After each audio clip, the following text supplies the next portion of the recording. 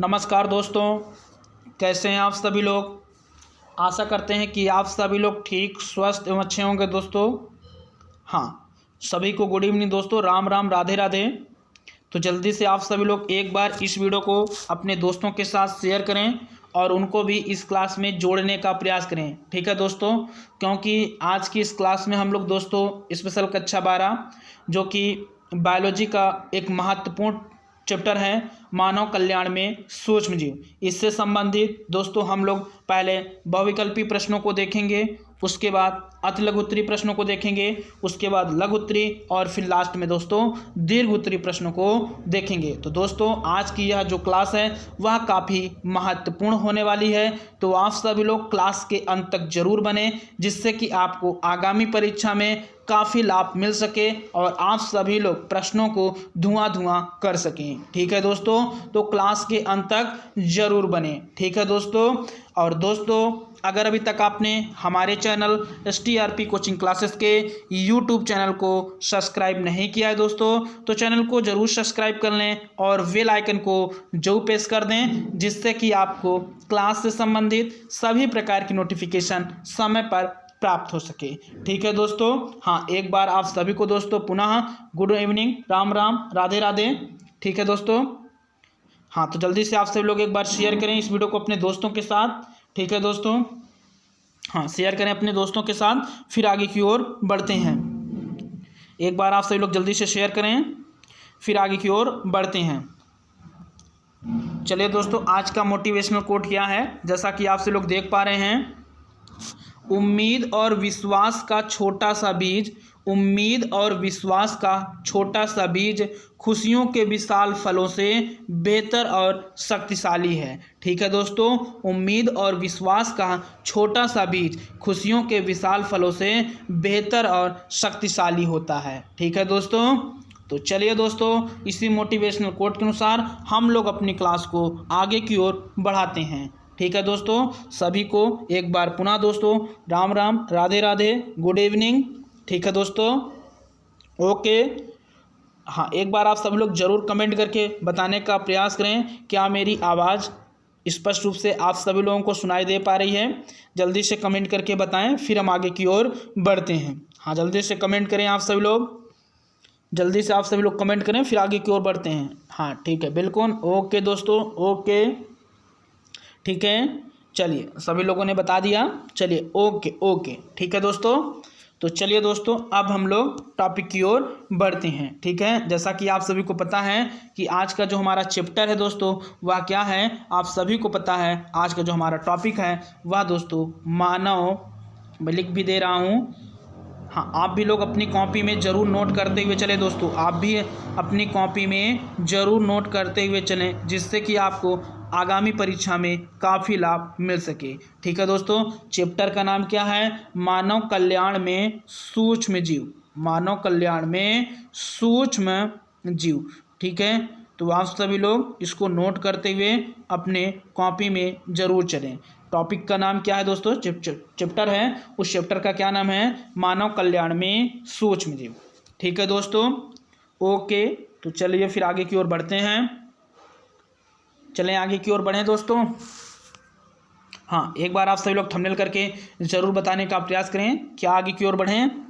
तो चलिए दोस्तों, पहले हम लोग बहुविकल्पी प्रश्नों को देखेंगे। ठीक है, तो पहला बहुविकल्पी प्रश्न आपकी स्क्रीन के सामने आ चुका है दोस्तों। क्या है क्वेश्चन, आप सभी लोग देखने का प्रयास करेंगे। पहला क्वेश्चन, पेंसिलिन की खोज किसने की थी। बहुत ही सिंपल सा लट्टू सा क्वेश्चन है दोस्तों। ठीक है, किसने किया था, वीजमान ने, कि स्मिथ ने, कि फ्लेमिंग ने, कि ऑबर ने। जल्दी से कमेंट करके बताएं। हाँ, कुछ लोगों का आंसर आ रहा है, पेंसिलिन की खोज किसने की थी, वीजमान ने, स्मिथ ने, कि फ्लेमिंग ने, कि ऑबर ने। तो दोस्तों मैं आपको बता दूं कि जो पेंसिलिन की खोज है, पेंसिलिन की जो खोज है दोस्तों वह किसने किया था, तो वह दोस्तों किसने किया था, फ्लेमिंग ने। किसने किया था दोस्तों, फ्लेमिंग ने किया था। किसने किया था, फ्लेमिंग ने किया था। ठीक है दोस्तों, क्लियर हो चुका होगा आप सभी को। हाँ, पेंसिलिन की खोज किसने किया था दोस्तों, हाँ देखिए, अलेक्जेंडर फ्लेमिंग ने। ठीक है, इनका ये पूरा नाम है। अब आप सब लोग जल्दी से कमेंट करके बताएं कि आरएनए का पूरा नाम क्या होता है। जल्दी से कमेंट करके बताएं आरएनए का पूरा नाम क्या होता है और डीएनए का पूरा नाम क्या होता है। जल्दी से आप सभी लोग कमेंट करके बताएं दोस्तों, आप सभी लोग जल्दी से कमेंट करके बताएं। देखते हैं सबसे पहले सुपर फास्ट कमेंट किसका आता है। आरएनए और डीएनए का आप सभी लोगों को पूरा नाम बताना है, ठीक है। जल्दी से कमेंट करके बताएं। देखते हैं सबसे पहले सुपर फास्ट कमेंट किसका आता है, ठीक है। हाँ बिल्कुल सही, ओके दोस्तों। हाँ कुछ लोगों का आंसर आ रहा है, और भी लोग कमेंट करें। हाँ जितने भी लोग, देखिए जितने भी लोग क्लास में बने हैं सभी लोग अपनी कॉपी और पेन जरूर लेके बैठें और महत्वपूर्ण बिंदुओं को नोट करते हुए चलें। और दोस्तों प्रश्नों के उत्तर जरूर देने का प्रयास किया करें, ठीक है, क्योंकि जब आप किसी चीज़ को लिख देते हैं तो वह आपके दिमाग में काफ़ी समय तक बना रहता है, ठीक है। तो प्रश्नों के उत्तर जरूर देने का प्रयास किया करें। तो चलिए दोस्तों, हाँ बिल्कुल सही। देखिए अगर बात करते हैं आरएनए का पूरा नाम, तो आरएनए का पूरा नाम क्या होता है दोस्तों, राइबोन्यूक्लिक अम्ल। क्या होता है दोस्तों, राइबोन्यूक्लिक अम्ल। और डीएनए का जो पूरा नाम होता है वह क्या होता है दोस्तों, तो डीऑक्सी राइबोन्यूक्लिक अम्ल होता है। क्या होता है दोस्तों, डीऑक्सी राइबोन्यूक्लिक अम्ल होता है, ठीक है।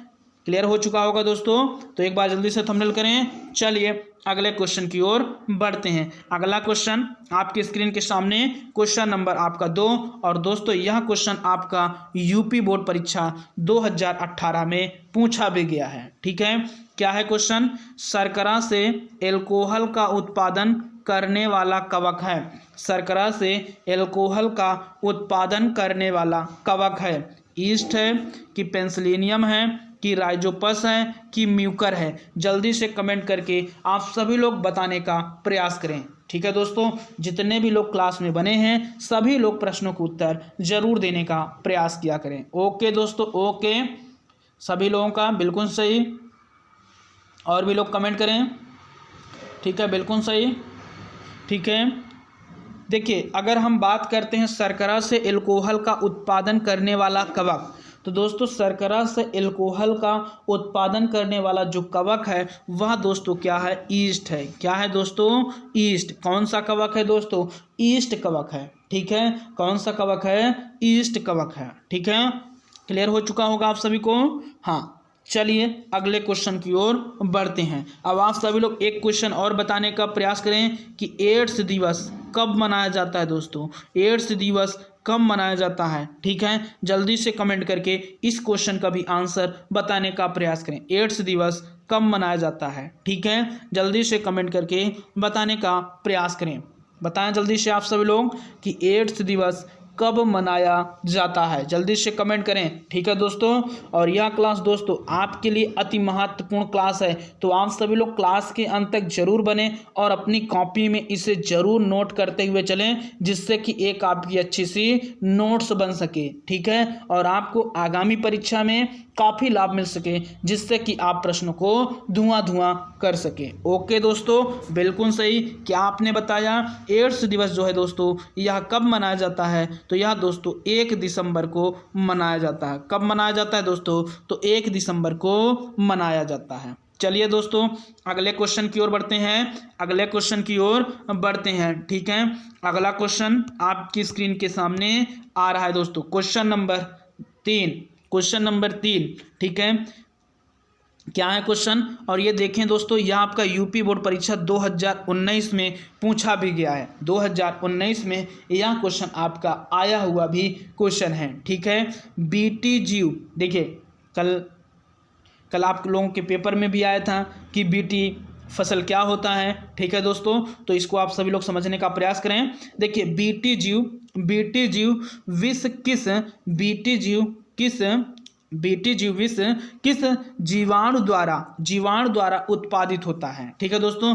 जीवाणु, अब हम लोग थोड़ा सा समझ लेते हैं दोस्तों कि जीवाणु की खोज किसने की। जल्दी से कमेंट करके बताएं। मैंने आपको बताया दोस्तों, जल्दी से कमेंट करके बताएं कि जीवाणु की खोज किसने की। बताइए जल्दी से आप सभी लोग, बताइए जीवाणु की खोज किसने की। मैंने आपको बताया है, ठीक है। और दोस्तों आपसे यहाँ पूछा जा रहा है बीटी जीव विष किस जीवाणु द्वारा उत्पादित होता है। तो दोस्तों मैं आपको बता दूं कि जो बीटी जीव विष है यह किस बैक्टीरिया द्वारा उत्पादित होता है दोस्तों। तो यह किस बैक्टीरिया द्वारा उत्पादित होता है, यह दोस्तों बैसिलस मैं लिख दे रहा हूँ, बैसिलस थुरिनजिएनस, ठीक है दोस्तों, थुरिनजिएनस, ठीक है। इस चीज़ को आपको समझना है। तो इसका जो आंसर हो जाएगा वह आपका ख नंबर आंसर बिल्कुल सही हो जाता है, बैसिलस थुरिनजिएनेसिस, ठीक है। तो आपका जो ख नंबर है आंसर वह बिल्कुल सही हो जाता है। ख नंबर जो आपका आंसर है दोस्तों वह बिल्कुल सही हो जाता है, ठीक है। चलिए दोस्तों अगले क्वेश्चन की ओर बढ़ते हैं। अगला क्वेश्चन आपकी स्क्रीन के सामने आ रहा है, बहुत अच्छा प्रश्न है। क्वेश्चन नंबर 4 क्या है देखेंगे आप सभी लोग। क्वेश्चन नंबर 4 आपकी स्क्रीन के सामने है। क्या है क्वेश्चन? प्रतिजैविकों को मुख्यतः प्राप्त किया जाता है। प्रतिजैविकों को मुख्यतः प्राप्त किया जाता है, बताएं दोस्तों, नीलहरी शैवाल से, कि जीवाणुओं से, कि ब्रायोफाइटा से, कि विषाणुओं से। आप सभी लोग जल्दी से कमेंट करके बताएं कि प्रतिजैविकों को मुख्यतः प्राप्त किया जाता है। बहुत ही अच्छा क्वेश्चन है। आप सभी लोग जल्दी से कमेंट करके प्रश्नों के आंसर देने का प्रयास करें। प्रतिजैविकों को मुख्यतः प्राप्त किया जाता है नीलहरी शैवाल से, जीवाणुओं से, ब्रायोफाइटा से, विषाणुओं से। बहुत ही अच्छा प्रश्न है। आप सभी लोग जल्दी से इन प्रश्नों का उत्तर देने का प्रयास करें। इन प्रश्नों का उत्तर देने का प्रयास करें दोस्तों। बिल्कुल सही, बिल्कुल सही, ठीक है दोस्तों। नाम की चिंता मत करिए कि सर आप मेरा नाम ले रहे हैं, ठीक है। बस आप सभी लोग क्लास में स्थायी रूप से बने और प्रश्नों का उत्तर जरूर देने का प्रयास किया करें, ठीक है दोस्तों। नाम की चिंता मत करिए कि सर मेरा आप नाम नहीं ले रहे हैं, सर आप मेरा नाम नहीं ले रहे हैं, ठीक है। तो नाम की चिंता मत करिए, बस आप सभी लोग क्लास में स्थायी रूप से बने और प्रश्नों को अपनी कॉपी में समझते हुए नोट करते हुए भी चले, ठीक है, जिससे कि आपको एक अच्छी सी नोट्स बन सके आपकी, ठीक है दोस्तों। तो दोस्तों प्रतिजैविकों को मुख्यतः प्राप्त किया जाता है, किससे प्राप्त किया जाता है? तो दोस्तों किससे प्राप्त किया जाता है? बैक्टीरिया दोस्तों, या हम लोग क्या कहते हैं, जीवाणुओं से। किससे दोस्तों? बैक्टीरिया या जीवाणुओं से प्रतिजैविकों को मुख्यतः प्राप्त किया जाता है, ठीक है। क्लियर हो चुका होगा दोस्तों आप सभी को। अगर आप सभी को क्लियर हो पा रहा है दोस्तों तो आप सभी लोग एक बार जल्दी से थंबनेल करें। हाँ, आप सभी लोग एक बार जल्दी से थंबनेल करें दोस्तों, फिर आगे की ओर बढ़ते हैं। और दोस्तों आज की जो क्लास है वह काफ़ी महत्वपूर्ण क्लास है, ठीक है। और क्लास के अंत तक आप सभी लोग जरूर बने, जिससे कि आपको आगामी परीक्षा में काफ़ी लाभ मिल सके, ठीक है। आज इस क्लास में हमने मानव कल्याण में सूक्ष्म जीव से संबंधित इस चैप्टर से सभी प्रश्नों को लिया है, ठीक है। हाँ, ठीक है दोस्तों। तो चलिए अगला क्वेश्चन, जैसा कि आप सभी लोग देख पा रहे हैं, यह क्वेश्चन आपका यूपी बोर्ड परीक्षा 2020 में आया भी है, ठीक है दोस्तों। क्वेश्चन क्या है देखें। निम्नलिखित में से कौन पादपों के साथ सहजीवी संबंध स्थापित करता है, ठीक है, बताएं। राइजोबियम, माइकोराजा, नॉन स्टॉक, का और खा दोनों। निम्नलिखित में से कौन पादपों के साथ सहजीवी संबंध स्थापित करते हैं? राइजोबियम, माइकोराजा, नॉन स्टॉक, का और खा दोनों। बताएं दोस्तों, जल्दी से कमेंट करें। हाँ, आप सभी लोग जल्दी से कमेंट करें, बहुत ही अच्छा प्रश्न है। हाँ, जल्दी से आप सभी लोग कमेंट करें, बहुत ही अच्छा प्रश्न है दोस्तों, बहुत ही अच्छा प्रश्न है, बिल्कुल सही। ओके, ठीक है, कुछ लोगों का आंसर आ रहा है। हाँ, और भी लोग कमेंट करें। ओके दोस्तों, ठीक है। देखिए, अगर बात करते हैं सहजीवी संबंध, तो दोस्तों जैसा कि आप सभी को पता है, इसमें आपका राइजोबियम, जो राइजोबियम है दोस्तों, यह भी क्या करता है? जो राइजोबियम है यह दोस्तों आपका क्या करता है, यह दोस्तों आपका सहजीवी संबंध। उसके बाद माइकोराजा भी दोस्तों, कौन, माइकोराजा भी, ठीक है। ये दोनों क्या करते हैं दोस्तों, ये दोनों सहजीवी संबंध स्थापित करते हैं, ठीक है। तो इस प्रश्न का जो आंसर हो जाएगा दोस्तों, इस प्रश्न का जो आंसर हो जाएगा वह आपका क्या होगा, वह दोस्तों आपका क्या हो जाएगा, वह आपका पहला और दूसरा। इसी कारण आपका घ नंबर विकल्प बिल्कुल सही हो जाता है। तो इसका आंसर क्या होगा दोस्तों, इसका आंसर आपका क और ख दोनों बिल्कुल सही हो जाता है। तो चलिए दोस्तों अगले क्वेश्चन की ओर बढ़ते हैं। अगला क्वेश्चन आपकी स्क्रीन के सामने, ठीक है दोस्तों, आ रहा है, ठीक है। अब हम लोग दोस्तों अति लघुत्तरीय प्रश्नों को देखेंगे, ठीक है। अब हम लोग दोस्तों अति लघुत्तरीय प्रश्नों को देखेंगे, ठीक है। तो आप सभी लोग जल्दी से एक बार इस वीडियो को अपने दोस्तों के साथ भी शेयर कर दें, जिससे कि वो भी इस क्लास में जुड़कर इस क्लास का लाभ ले सकें, ठीक है दोस्तों। तो जल्दी से आप सभी लोग एक बार इस वीडियो को अपने दोस्तों के साथ शेयर करें, इतनी संख्या में मज़ा नहीं आ रहा है दोस्तों, ठीक है। अब हम लोग दोस्तों अति लघुत्तरीय प्रश्न को देखेंगे, ठीक है। तो आप सभी लोग तैयार हो जाइए दोस्तों, अभी हम लोगों ने बहुविकल्पी प्रश्नों को देखा था, अब हम लोग दोस्तों अति लघुत्तरीय प्रश्नों को देखेंगे, ठीक है दोस्तों। तो चलिए दोस्तों अब हम लोग अति लघुत्तरीय प्रश्नों की ओर बढ़ते हैं, ठीक है। पहला क्वेश्चन आपकी स्क्रीन के सामने आ चुका है। क्या है क्वेश्चन, उपापचय के दौरान सूक्ष्म जीव गैसों का निष्कासन करते हैं, उदाहरण द्वारा सिद्ध करना है। अथवा दोस्तों किण्वन से आप क्या समझते हैं, एक प्रयोग द्वारा सिद्ध कीजिए कि खमीर, या जिसको हम लोग ईस्ट बोलते हैं, द्वारा ग्लूकोज शर्करा के विलयन में CO2 उत्पन्न होती है। क्या उत्पन्न होती है दोस्तों, CO2 उत्पन्न होती है। तो दोस्तों मैं आपको बता दूं दोस्तों, जैसे आप सभी को पता है ग्लूकोज का सूत्र क्या होता है। जल्दी से एक बार आप सभी लोग कमेंट करके बताएं कि ग्लूकोज का सूत्र क्या होता है, जल्दी से कमेंट करके बताएं। हाँ जल्दी से कमेंट करके बताएं, बहुत ही सिंपल सा मैंने क्वेश्चन आपसे पूछा है। हाँ जल्दी से आप सभी लोग कमेंट करके बताएं, बहुत ही सिंपल सा मैंने आपसे क्वेश्चन पूछा है। बिल्कुल सही, ओके। हाँ ठीक है दोस्तों, कुछ लोगों का आंसर आ रहा है, और भी लोग कमेंट करें, दोस्तों। बहुत ही सिंपल सा क्वेश्चन मैंने आपसे पूछा है, बिल्कुल सही, ओके दोस्तों। हाँ और भी लोग कमेंट करें। देखिए अगर हम बात करते हैं ग्लूकोज, तो इसका जो सूत्र होता है वह दोस्तों क्या होता है, C6H12O6। क्या होता है, C6H12O6। यह किसका सूत्र है दोस्तों, तो यह ग्लूकोज का है। किसका है, तो यह दोस्तों किसका है, ग्लूकोज का है। किसका है, ग्लूकोज का। और इस जब ग्लूकोज का हम क्या करते हैं, किण्वन करते हैं। क्या करते हैं दोस्तों, किण्वन करते हैं। क्या करते हैं, किण्वन करते हैं। तो आपका इसके बाद क्या बनता है दोस्तों, C2H5। अब आप सभी लोग जल्दी से कमेंट करके बताएं कि C2H5OH या किसका सूत्र है। मैंने आपको ऑफलाइन क्लास में पढ़ाया है, आप सभी लोग अपनी नोट्स उठा के देख सकते हैं दोस्तों। मैंने आपको ऑफलाइन क्लास में पढ़ाया है C2H5, बहुत ही सिंपल सा लट्टू सा क्वेश्चन है, ठीक है दोस्तों। उसके बाद क्या बनेगा आपका, हाँ CO2 गैस। क्या बनेगी दोस्तों, CO2 गैस, ठीक है। तो ये क्या बन चुका दोस्तों, हाँ ये क्या बन चुका आपका, हाँ बताएं जल्दी से, ठीक है। तो क्लियर हो चुका होगा।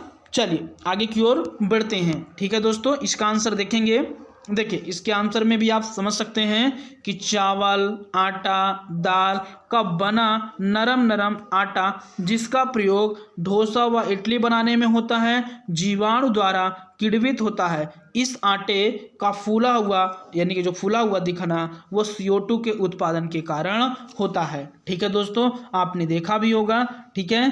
तो इसका जो फूला हुआ भाग है या फूला हुआ दिखना, वह किसके उत्पादन के कारण होता है, तो किसके उत्पादन के कारण दोस्तों, CO2 के उत्पादन के कारण होता है, ठीक है। यहाँ पर ग्लूकोज बना है, इधर आपका C2H5OH और ये कार्बन डाइऑक्साइड, ठीक है दोस्तों। इसी प्रकार अगर देखें तो ब्रेड का सना हुआ आटा ईस्ट द्वारा किण्वित होता है। किसके द्वारा दोस्तों, ब्रेड का सना हुआ जो आटा है वह दोस्तों ईस्ट द्वारा किण्वित होता है। क्लियर हो चुका होगा दोस्तों। हाँ अगर आप सभी को क्लियर हो पा रहा है दोस्तों, तो आप सभी लोग एक बार जल्दी से थंबनेल करें, फिर आगे की ओर बढ़ते हैं, ठीक है। आप सभी लोग एक बार जल्दी से थंबनेल करें, फिर आगे की ओर बढ़ते हैं, ठीक है। चलिए ठीक है। कुछ चीज़ें मैं आपको बता दूं दोस्तों, यहाँ इसको आप लोग ध्यान से समझिएगा और अपनी कॉपी में नोट करते हुए चलिएगा। देखिए, जो आपका लैक्टिक एसिड दोस्तों, यह बैक्टीरिया लैक्टिक अम्ल उत्पादन करके दूध को दही में बदलता है, यानी कि जो दूध है वो दही में, ठीक है। तो ये अगर आपसे पूछा जाए कौन सा अम्ल है, तो ये लैक्टिक एसिड बैक्टीरिया, ठीक है दोस्तों। इससे क्या होता है, जो बैक्टीरिया होता है लैक्टिक वाला, वो क्या होता है, उससे दोस्तों हम लोग दूध को दही में परिवर्तित कर सकते हैं, ठीक है। क्लियर हो चुका होगा, ठीक है। और लैक्टिक अम्ल दूध की जो प्रोटीन है, दूध में कौन सी प्रोटीन पाई जाती है, जल्दी से कमेंट करके बताएं आप सब लोग कि दूध में कौन सी प्रोटीन पाई जाती है। जल्दी से आप सब लोग कमेंट करके बताएं कि दूध में कौन सी प्रोटीन पाई जाती है, दूध में कौन सी प्रोटीन पाई जाती है, जल्दी से कमेंट करके बताएं। हाँ बिल्कुल सही, कुछ लोगों का आंसर आ रहा है, कुछ लोगों का आंसर आ रहा है, और भी लोग कमेंट करके प्रश्नों को उत्तर देने का प्रयास करें। दूध में, बिल्कुल सही दोस्तों, दूध में केसीन प्रोटीन पाई जाती है। कौन सी प्रोटीन पाई जाती है दोस्तों, तो केसीन प्रोटीन पाई जाती है, ठीक है। कौन सी प्रोटीन पाई जाती है दोस्तों, केसीन प्रोटीन पाई जाती है। अब आप सभी लोग जल्दी से कमेंट करके बताएं कि विटामिन बी12 में दोस्तों क्या पाया जाता है, विटामिन बी12 में दोस्तों क्या पाया जाता है, जल्दी से कमेंट करके बताएं। तो क्या पाया जाता है दोस्तों, हाँ कोबाल्ट पाया जाता है। क्या पाया जाता है दोस्तों, तो कोबाल्ट पाया जाता है, ठीक है। तो इस प्रश्न का जो आंसर है, इसको आप लोग थोड़ा समझने का प्रयास करें, ठीक है। देखिए क्वेश्चन क्या है, थोड़ा समझिएगा, ठीक है दोस्तों। देखिए, किस भोजन आहार में लैक्टिक एसिड बैक्टीरिया मिलते हैं, ध्यान से समझिएगा दोस्तों, ठीक है। क्या मिलते हैं, लैक्टिक एसिड बैक्टीरिया मिलते हैं। इनके कुछ लाभप्रद उपयोगों का वर्णन करना है, ठीक है। और यह दोस्तों यूपी बोर्ड परीक्षा आपका 2018 में पूछा भी गया है, ठीक है। या लैक्टिक अम्ल किण्वन के बारे में लिखिए, या दोस्तों क्या लिखना है, लैक्टिक अम्ल किण्वन के बारे में लिखना है, ठीक है। हाँ बिल्कुल सही दोस्तों, ओके। तो चलिए दोस्तों, अब हम लोग इसको समझते हैं, ठीक है। देखिए, इसको आप सब लोग समझने का प्रयास करें। अगर बात करते हैं लैक्टिक एसिड बैक्टीरिया लैक्टिक अम्ल उत्पन्न करके दूध को किस में बदलता है दोस्तों, दही में बदलता है। दूध को किस में बदलता है, तो दही में बदलता है। और यह दूध की शर्करा, दूध में अगर आपसे पूछा जाए कौन सी शर्करा पाई जाती है, तब आप क्या बताएंगे दोस्तों, लैक्टोज शर्करा। कौन सी शर्करा पाई जाती है, तो कौन सी शर्करा पाई जाती है दोस्तों, लैक्टोज शर्करा को लैक्टिक एसिड में बदलता है। किस में बदलता है, लैक्टोज शर्करा को लैक्टिक एसिड में बदलता है, ठीक है। और लैक्टिक अम्ल दूध की जो प्रोटीन है उसको जमा कर, दूध में कौन सी प्रोटीन, केसीन को जमा कर दही में परिवर्तित कर देता है। किस में परिवर्तित कर देता है दोस्तों, तो दही में परिवर्तित कर देता है, ठीक है। और यह जीवाणु दूध से, यह जो जीवाणु है दोस्तों, वह दूध से लैक्टोज को निकाल देता है, परंतु बहुत से व्यक्तियों को बिना लैक्टोज के दूध पीने पर एलर्जी होती है, ठीक है दोस्तों। आपने देखा भी होगा, बहुत से व्यक्तियों को लैक्टोज के जो दूध होते हैं वो पीने से, जो लैक्टोज वाले नहीं होते हैं उनको पीने से एलर्जी भी हो जाती है, ठीक है। और दोस्तों ये जीवाणु महत्वपूर्ण विटामिन बी12, कौन सी विटामिन उत्पन्न करते हैं दोस्तों, तो ये जो जीवाणु हैं ये दोस्तों महत्वपूर्ण विटामिन आपकी बी12 को क्या करते हैं, बी12 को उत्पन्न करते हैं। क्या करते हैं दोस्तों, बी12 को उत्पन्न करते हैं। तथा ये जो सड़ाने वाले जीवाणु व हानिकारक सूक्ष्म जीवों में क्या करते हैं दोस्तों, उनकी जो वृद्धि होती है उनको ये रोकने का प्रयास करते हैं। क्या करते हैं, उनको ये रोकने का प्रयास करते हैं, ठीक है। तो अपनी कॉपी में इसे जरूर नोट करते हुए चलें दोस्तों, अपनी कॉपी में जरूर नोट करते हुए चलें, ठीक है। जिनका छूटा जा रहा है दोस्तों, वो क्लास खत्म होने के बाद इस क्लास को एक बार जरूर देख लेंगे, जिससे कि उनको आगामी परीक्षा में काफ़ी लाभ मिल सकता है, ठीक है। और आप लोग इसको अपनी कॉपी में जरूर नोट करते हुए चलें, ठीक है। तो ये सड़ाने वाले जीवाणु व हानिकारक सूक्ष्म जीवों को जो वृद्धि होती है उनको ये क्या करते करते हैं दोस्तों, रोकते हैं। क्या करते हैं? रोकने का प्रयास करते हैं। ठीक है, क्या करते हैं दोस्तों? रोकने का प्रयास करते हैं। ठीक है, अब देखिए अगर बात करते हैं, जैसे आपने देखा भी है कि जो चाय उद्योग होता है तो चाय की पत्तियों का किण्वन क्या करता है? सूक्ष्म जीवों द्वारा किया जाता है। तो कौन सा सूक्ष्म जीव करता है? ठीक है, जैसे आपकी स्क्रीन के सामने एक क्वेश्चन आ रहा है दोस्तों, ध्यान से इसको आप सभी लोग देखेंगे और इस क्वेश्चन का आंसर लिखने का प्रयास भी करेंगे। ठीक है, और यह दोस्तों आपके यूपी बोर्ड परीक्षा की दृष्टि से अति महत्वपूर्ण क्वेश्चन है। यह दोस्तों वेरी मोस्ट इंपॉर्टेंट क्वेश्चन है, वेरी मोस्ट इंपॉर्टेंट क्वेश्चन है। ठीक है, तो इस क्वेश्चन को आप सभी लोग समझने का प्रयास करें। ठीक है दोस्तों, देखिए क्वेश्चन क्या है। चाय उद्योग में चाय की पत्तियों का किण्वन किस सूक्ष्म जीव द्वारा किया जाता है? बहुत ही सिंपल सा क्वेश्चन है दोस्तों। ठीक है, कह रहा है क्वेश्चन यह है कि चाय उद्योग में चाय की पत्तियों का किण्वन किस सूक्ष्म जीव द्वारा किया जाता है? तो किस सूक्ष्म जीव द्वारा किया जाता है दोस्तों? तो माइक्रोकोकस कैंडिडैस नामक जीवाणु द्वारा। ठीक है दोस्तों, बताएं आप सब लोग जल्दी से। हाँ बिल्कुल सही, चाय उद्योग में दोस्तों, चाय उद्योग में चाय की पत्तियों का जो किण्वन है दोस्तों वह किस बैक्टीरिया द्वारा किया जाता है? तो माइक्रोकोकस कैंडिडेंस नामक बैक्टीरिया के द्वारा किया जाता है। ठीक है दोस्तों, नामक बैक्टीरिया के द्वारा किया जाता है। ठीक है,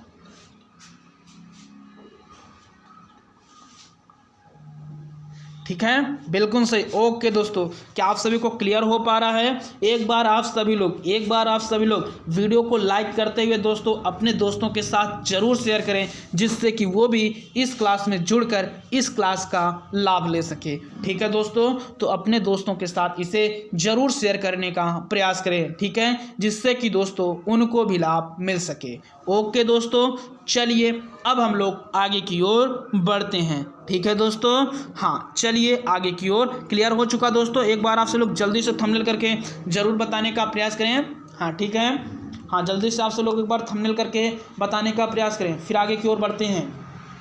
आप सभी लोग एक बार जल्दी से थंबनेल करें। हाँ बिल्कुल सही, कुछ लोगों का आंसर आ रहा है, और भी लोग कमेंट करें। हाँ और भी लोग कमेंट करें, बिल्कुल सही। चलिए फिर आगे की ओर बढ़ते हैं। ठीक है दोस्तों, चलिए फिर आगे की ओर बढ़ते हैं। अगला क्वेश्चन आपकी स्क्रीन के सामने है और बहुत ही अच्छा प्रश्न है। सिरका के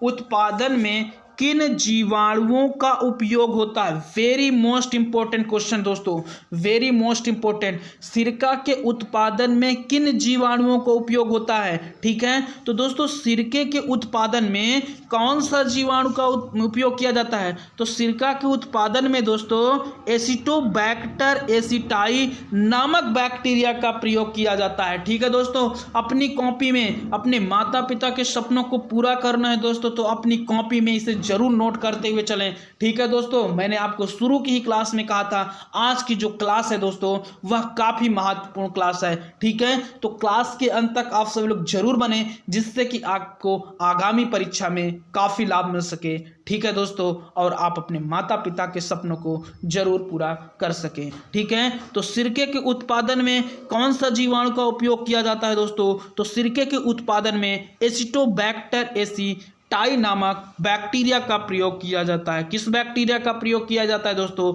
तो एसिटोबैक्टर एसिटाई नामक बैक्टीरिया का उपयोग किया जाता है। ठीक है, तो क्लियर हो चुका होगा दोस्तों। अगर क्लियर हो पा रहा है तो आप सभी लोग एक बार जल्दी से थंबनेल करें, फिर हम आगे की ओर बढ़ते हैं। ठीक है दोस्तों, हाँ जल्दी से थंबनेल करें, फिर आगे की ओर बढ़ते हैं। हाँ बिल्कुल सही दोस्तों, बिल्कुल सही। ओके, तो चलिए दोस्तों आगे की ओर बढ़ते हैं। और यह दोस्तों आपका यूपी बोर्ड परीक्षा 2018 में पूछा गया है। इस बार इस प्रश्न की आने की प्रबल संभावना बन सकती है। ठीक है, तो इस क्लास को आप सब लोग जरूर अपने दोस्तों के साथ शेयर करें, जिससे कि उनको भी लाभ मिल सके। तो चलिए दोस्तों अगला क्वेश्चन आपकी स्क्रीन के सामने और बहुत अच्छा प्रश्न है। ठीक है, क्या है क्वेश्चन? वाहित मल से आप क्या समझते हैं? वाहित मल से आप क्या समझते हैं? वाहित मल हमारे लिए किस प्रकार से हानिप्रद है? ठीक है, या दोस्तों वाहित मल प्रदूषण क्या है? ठीक है, तो आइए दोस्तों अब हम लोग इसको समझने का प्रयास करते हैं। ठीक है, तो बिल्कुल सही दोस्तों। चलिए देखिए, प्रतिदिन नगर व शहरों के व्यर्थ जो जल हैं दोस्तों, प्रतिदिन नगर हो गया, शहर हो गया, ठीक है, तो इनसे जो निकलने वाले व्यर्थ जल बड़ी मात्रा में ये क्या करते हैं? जनित होते हैं। ठीक है, बहुत बड़ी मात्रा में ये जनित होते हैं। ठीक है, और इस व्यर्थ जल का जो प्रमुख घटक है वो दोस्तों मनुष्य का मलमूत्र है। क्या है दोस्तों? मनुष्य का मलमूत्र है। ठीक है, और नगर में इस व्यर्थ जल को वाहित मल या सीवेज कहते हैं। ठीक है दोस्तों, नगर में इसी व्यर्थ जल को अगर बहा देते हैं तो इसे ही क्या कहा जाता है दोस्तों? वाहित मल, और ये सीवेजों के द्वारा जिसे हम लोग क्या कहते हैं? सीवेज कहते हैं। ठीक है, क्या कहते हैं? सीवेज कहते हैं। तो यह दोस्तों हमारे लिए कैसे नुकसान है या हानिप्रद है, आइए इसको हम लोग जानते हैं। ठीक है, तो इसके लिए पॉइंट नंबर फर्स्ट क्या है समझेंगे आप सभी लोग। वाहित मल या सीवेज में कार्बनिक पदार्थों की बड़ी मात्रा तथा सूक्ष्म जीव पाए जाते हैं, और ये अधिकांशतः दोस्तों रोगजनकी होते हैं। ये दोस्तों क्या करते हैं? रोग को फैलाते हैं। क्या करते हैं दोस्तों? रोग को फैलाते हैं। वाहित मल सीवेज में कार्बनिक पदार्थों की बड़ी मात्रा तथा सूक्ष्म जीव पाए जाते हैं दोस्तों, और जो अधिकांशतः रोगजनी होते हैं। क्या होते हैं दोस्तों? रोगजनकी होते हैं। ये क्या करते हैं दोस्तों? रोगों को फैलाते हैं। क्या करते हैं? रोगों को फैलाते हैं। ठीक है, और दूसरा पॉइंट क्या है? वाहित मल में ऑक्सीजन की कमी होती है। जो वाहित मल होता है दोस्तों उसमें क्या होता है? ऑक्सीजन की कमी होती है, इसीलिए कार्बनिक पदार्थों का विघटन भी नहीं हो पाता है। इसीलिए कार्बनिक पदार्थों का जो विघटन है दोस्तों वो टूट नहीं पाते हैं। कौन दोस्तों? कार्बनिक पदार्थ, इनका विघटन भी नहीं हो पाता है, और जिसके कारण दोस्तों वाहित मल प्रदूषण को वातावरण को क्या करता है दोस्तों? प्रदूषित करता है। वातावरण को क्या करता है दोस्तों? प्रदूषित करता है। ठीक है, फिर से एक बार समझेंगे आप सभी लोग। वाहित मल में ऑक्सीजन की क्या होती है दोस्तों? कमी होती है, जिसके कारण ये क्या करते हैं? कार्बनिक पदार्थों को नहीं तोड़ पाते हैं, और इसके फलस्वरूप दोस्तों वाहित मल वातावरण को क्या करता है दोस्तों? प्रदूषित करते हैं। क्या करते हैं? प्रदूषित करते हैं। ठीक है, क्लियर हो चुका होगा। चलिए अगले पॉइंट की ओर बढ़ते हैं दोस्तों। अगला पॉइंट नंबर 3 क्या है देखेंगे। पॉइंट नंबर 2 ही है दोस्तों। ठीक है, तो इसको आप सभी लोगों ने समझ लिया होगा। ठीक है, अगर आप सभी को क्लियर हो पा रहा है दोस्तों तो एक बार आप सभी लोग जल्दी से थंबनेल करें। अगर आप सभी को क्लियर हो पा रहा है दोस्तों तो आप सभी लोग एक बार जल्दी से थंबनेल करें, फिर आगे की ओर बढ़ते हैं। हाँ, जल्दी से आप सब लोग थंबनेल करें दोस्तों, फिर आगे की ओर बढ़ते हैं। ठीक है, जल्दी से थंबनेल करें आप सभी लोग। ओके दोस्तों, तो चलिए अब हम लोग अगले टॉपिक की ओर बढ़ते हैं। ठीक है, अगला जो प्रश्न आ रहा है वो आपकी स्क्रीन के सामने आ चुका है दोस्तों। पहले हम क्वेश्चनों को समझेंगे, उसके बाद इनके प्रश्नों को जानेंगे। ठीक है दोस्तों, देखिए पहला प्रश्न क्या है?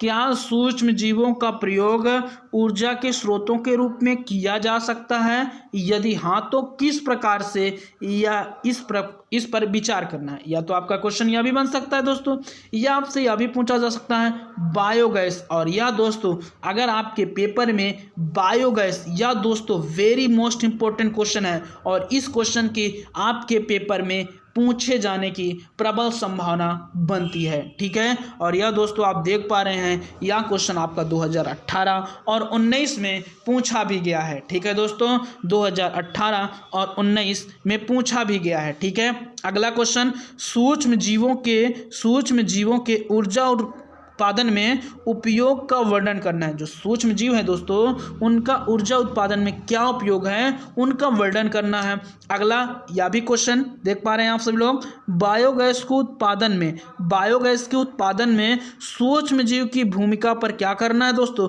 टिप्पणी लिखना है। यह भी आपका 2019 और 20 में पूछा गया है। ठीक है, तो चलिए दोस्तों अब हम लोग क्वेश्चन नंबर यानी कि आपका क्वेश्चन नंबर 6 इसके आंसरों की बात करते हैं। ठीक है, देखिए यहाँ पर आपका पहला क्वेश्चन क्या पूछा गया था क्या सूक्ष्मजीवों का प्रयोग ऊर्जा के स्रोतों के रूप में किया जा सकता है?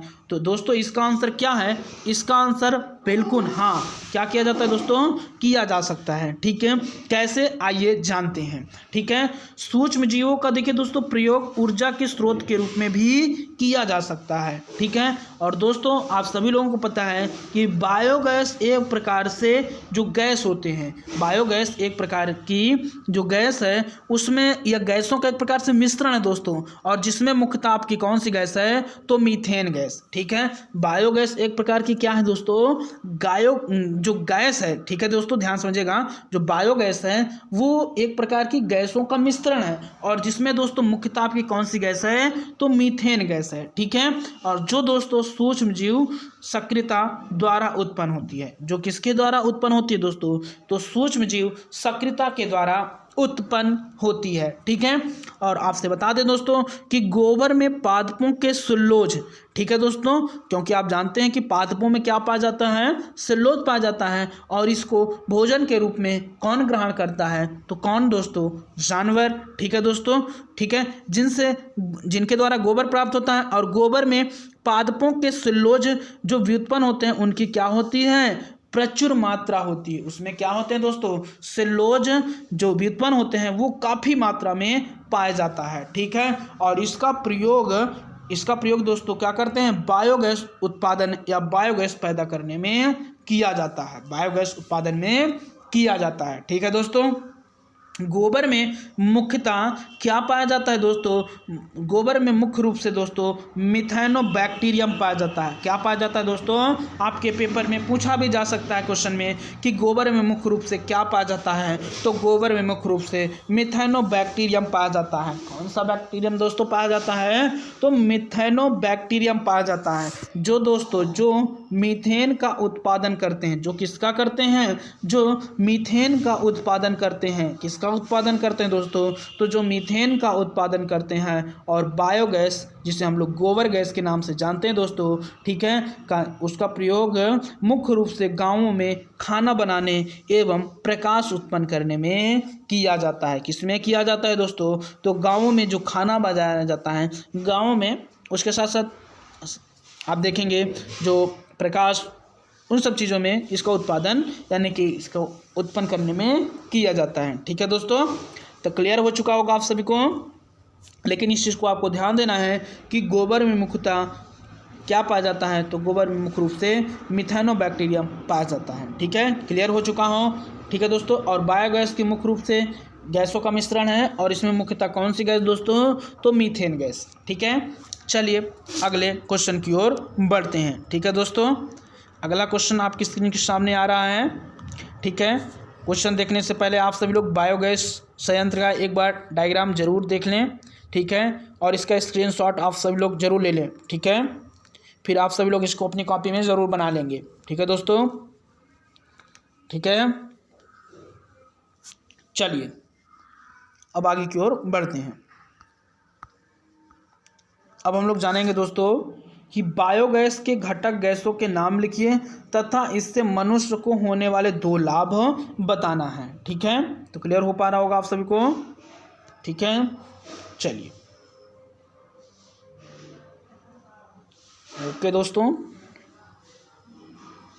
देखिए बायोगैस के घटक गैसों के नाम लिखिए तथा इससे मनुष्य को होने वाले 2 लाभ बताइए। तो दोस्तों बायोगैस एक प्रकार से गैसों, जिसमें मुख्यतः मैंने आपको बताया था मीथेन गैस शामिल है, और ये बायोगैस एक प्रकार के गैसों का मिश्रण है। क्या है दोस्तों? तो गैसों का मिश्रण है, जिसमें मुख्यतः कौन सी गैस दोस्तों? मीथेन गैस शामिल है। कौन सी गैस? तो मीथेन गैस शामिल है। ठीक है, और जो सूक्ष्मजीवी सक्रियता द्वारा क्या होते हैं दोस्तों? उत्पन्न होता है, जो सूक्ष्मजीवी सक्रियता द्वारा उत्पन्न होती है। ठीक है, जिसमें दोस्तों कुछ बैक्टीरिया हो गया जो सेल्यूलोजी पदार्थों पर अवायवीय रूप से क्या होते हैं दोस्तों? उगते हैं। अवायवीय रूप से क्या होते हैं दोस्तों? उगते हैं, और वह CO2 तथा H2 के साथ साथ बड़ी मात्रा में मीथेन भी उत्पन्न करते हैं। क्या करते हैं दोस्तों? वह CO2 तथा H2 के साथ साथ बड़ी मात्रा में क्या करते हैं दोस्तों? तो मीथेन उत्पन्न करते हैं। क्या करते हैं? मीथेन उत्पन्न करते हैं। ठीक है, क्लियर हो चुका होगा। फिर से एक बार आप सभी लोग समझ लीजिए कि बायोगैस एक प्रकार से गैसों का मिश्रण है, जिसमें दोस्तों मुख्यतः कौन सी गैस? तो मीथेन गैस, और जो सूक्ष्मजीवी सक्रियता द्वारा क्या होते हैं? उत्पन्न होती है। कुछ बैक्टीरिया जो सेल्यूलोजी पदार्थों पर अवायवीय रूप से क्या होते हैं दोस्तों? उगते हैं, और वह CO2 तथा H2 के साथ साथ बड़ी मात्रा में मीथेन भी उत्पन्न करते हैं। ठीक है दोस्तों, तो क्लियर हो चुका होगा। ठीक है, अगर आप सभी को क्लियर हो पा रहा है दोस्तों, तो आप सभी लोग एक बार जल्दी से थंबनेल करें। और दोस्तों, आज यह क्लास तभी समाप्त होगी जब इस पूरे चैप्टर, जैसा कि आप सभी को पता है, मानव कल्याण एवं सूक्ष्मजीव संबंधित सभी प्रश्नों को हम लोग आज इस क्लास में देखेंगे। ठीक है, तो क्लास के अंत तक आप सभी लोग जरूर बने रहें दोस्तों, जिससे कि आपको आगामी परीक्षा में काफ़ी लाभ मिल सके। सोने वाले को सोने दीजिए दोस्तों। हम लोगों को क्या करना है? हम लोगों को पेपर धुआं करना है। ठीक है, तो सोने वाले को सोने दीजिए। ठीक है, आप सभी लोग क्लास के अंत तक जरूर बने, जिससे कि आपको आगामी परीक्षा में काफ़ी लाभ मिल सके। ठीक है, तो चलिए दोस्तों अगले क्वेश्चन की ओर बढ़ते हैं। अगला क्वेश्चन आपकी स्क्रीन के सामने आ रहा है। उससे पहले हम लोग दोस्तों एक मोटिवेशनल कोट देख लेते हैं। मोटिवेशनल कोट क्या है दोस्तों? जो लोग अपनी तुलना दूसरे व्यक्तियों से करते हैं, जो लोग अपनी तुलना दूसरे व्यक्तियों से करते हैं, उन्हें याद रखना चाहिए कि सूर्य और चंद्रमा क्या होते हैं दोस्तों? अपने अपने समय पर चमकते हैं, अपने अपने समय पर चमकते हैं। ठीक है, चलिए कुछ महत्वपूर्ण बिंदुओं को लिखाने जा रहा हूं दोस्तों। इसको आप सभी लोग अपनी कॉपी में ज़रूर नोट करते हुए चलें। ठीक है, कुछ महत्वपूर्ण बिंदुओं को लिखाने जा रहा हूं, इसको आप सभी लोग अपनी कॉपी में ज़रूर नोट करते हुए चलें। ठीक है, देखिए अगर आपसे पूछा जाए कि गिद्ध प्रजाति, ध्यान से समझिएगा दोस्तों, गिद्ध प्रजाति, जो गिद्ध होते हैं आपने देखा भी होगा दोस्तों। ठीक है, तो गिद्ध प्रजाति की जो समाप्ति का कारण इस समय विलुप्त हो रहे हैं। ठीक है दोस्तों, ये विलुप्त हो चुके हैं। ठीक है, विलुप्त हो रहे हैं। तो गिद्ध समाप्ति का जो कारण है, गिद्ध प्रजाति का जो समाप्ति का कारण है दोस्तों, वह क्या है? ठीक है, ध्यान से समझिएगा आप सभी लोग। गिद्ध प्रजाति की समाप्ति का जो कारण है दोस्तों, तो वह क्या है दोस्तों? वह एक इंसुलिन, जो आप सभी को पता है दोस्तों। हाँ बताएं जल्दी से बताएं। ये एक हार्मोन्स की दवा है जिसका नाम है डाइक्लोफेनाक सोडियम। क्या है दोस्तों? इंसुलिन नहीं है। ठीक है, ये क्या है? एक प्रकार का हार्मोन्स है। ठीक है, तो गिद्ध प्रजाति की जो समाप्ति का कारण है, वह दोस्तों किसके कारण गिद्ध समाप्त हो रहे हैं, आपको यह बताना है। तो दोस्तों जैसा कि आप सभी को पता है कि जो गाय होते हैं, जो भैंस होती हैं, इनसे दूध निकालने के लिए क्या किया जाता है दोस्तों? इनको इंजेक्शन लगाया जाता है। क्या किया जाता है? इन जानवरों को क्या किया जाता है? इंजेक्शन को लगाया जाता है। और वो इंजेक्शन दोस्तों किसका होता है? तो वो डाइक्लोरोफेनाक सोडियम का हार्मोन्स है दोस्तों, जिसके कारण इनको लगाया जाता है, जिसके कारण गिद्ध क्या करते हैं? वो जब मर जाते हैं जानवर, तो उनके मांसों को खाते हैं, जिसके कारण ये गिद्ध भी, उन्हीं के कारण ये भी समाप्त हो जा रहे हैं। ठीक है, तो क्लियर हो चुका होगा आप सभी को। तो क्या है इसका आंसर? डाइक्लोरोफेनाक सोडियम। ठीक है, क्या हो जाएगा दोस्तों? डाइक्लोरोफेनाक सोडियम। क्लियर हो चुका होगा। तो गिद्ध प्रजाति की समाप्ति का कारण क्या है दोस्तों? डाइक्लोरोफेनाक सोडियम। अगर आपसे पूछा जाए दोस्तों कि ओजोन परत का जो संरक्षण होता है, वो सर्वाधिक किस गैस के कारण होता है? जल्दी से कमेंट करके बताएं कि ओजोन परत का सर्वाधिक क्षरण। ठीक है, सभी लोग प्रश्नों को उत्तर जरूर देने का प्रयास किया करें, जितने भी लोग क्लास में बने हैं दोस्तों। ओजोन परत का सर्वाधिक क्षरण किस गैस के कारण होता है? जल्दी से कमेंट करके बताएं। देखते हैं सबसे पहले सुपर फास्ट कमेंट किसका आता है। सबसे पहले सुपर फास्ट कमेंट किसका आता है? जल्दी से कमेंट करें। ओजोन परत के क्षरण, हाँ बिल्कुल सही, बिल्कुल सही दोस्तों, CFC, जिसको हम लोग क्या कहते हैं दोस्तों? जिसको हम लोग क्लोरोफ्लोरोकार्बन कहते हैं। क्या कहते हैं दोस्तों? CFC, chlorofluorocarbon. इसी के कारण दोस्तों ओजोन परत को सर्वाधिक नुकसान पहुंच रहा है। ठीक है, अब आप सब लोग जल्दी से कमेंट करके बताएं कि ओजोन परत किस मंडल में पाई जाती है। जल्दी से कमेंट करके बताएं कि ओजोन परत किस मंडल में पाई जाती है। तो किस मंडल में पाई जाती है दोस्तों? ओजोन परत यहाँ आपकी दोस्तों किस मंडल में पाई जाती है? तो यह दोस्तों आपकी समताप मंडल में पाई जाती है। किस मंडल में पाई जाती है दोस्तों? तो समताप मंडल में पाई जाती है। ठीक है, किस मंडल में पाई जाती है दोस्तों? समताप मंडल में पाई जाती है। क्लियर हो चुका होगा दोस्तों। चलिए अगला क्वेश्चन। ठीक है, इन महत्वपूर्ण बिंदुओं को अपनी कॉपी में नोट करते हुए चलें दोस्तों। ठीक है, और दोस्तों हाँ चलिए, क्लियर हो चुका होगा। चलिए एक क्वेश्चन आपको यहाँ बताना है, यह क्वेश्चन आपको बताना है दोस्तों कि आपका विश्व जनसंख्या दिवस, जल्दी से कमेंट करके बताएं। ठीक है, विश्व जनसंख्या दिवस कब मनाया जाता है? ठीक है, मैंने आपको जनवरी से लेकर दिसंबर तक डेज जो दिवस है वो आपको पढ़ाया है दोस्तों। अगर अभी तक आपने उस वीडियो को नहीं देखा है तो आप सभी लोग प्लेलिस्ट में जाकर उस वीडियो को ज़रूर देख सकते हैं। ठीक है, तो विश्व जनसंख्या दिवस कब मनाया जाता है दोस्तों? जल्दी से कमेंट करके बताएं। ठीक है, यह आपके पेपर की दृष्टि से अति महत्वपूर्ण क्वेश्चन है। विश्व जनसंख्या दिवस कब मनाया जाता है? तो दोस्तों आप सभी को पता है कि विश्व जनसंख्या जो दिवस है वह दोस्तों आपका कब मनाया जाता है? तो यह दोस्तों 11 जुलाई को मनाया जाता है। कब मनाया जाता है दोस्तों? 11 जुलाई को मनाया जाता है। कब मनाया जाता है दोस्तों? 11 जुलाई को मनाया जाता है। ठीक है, अब आप सभी लोगों को यह बताना है दोस्तों कि पृथ्वी दिवस कब मनाया जाता है। जल्दी से कमेंट करके बताएं आप सभी लोग कि पृथ्वी दिवस कब मनाया जाता है। पृथ्वी दिवस कब मनाया जाता है?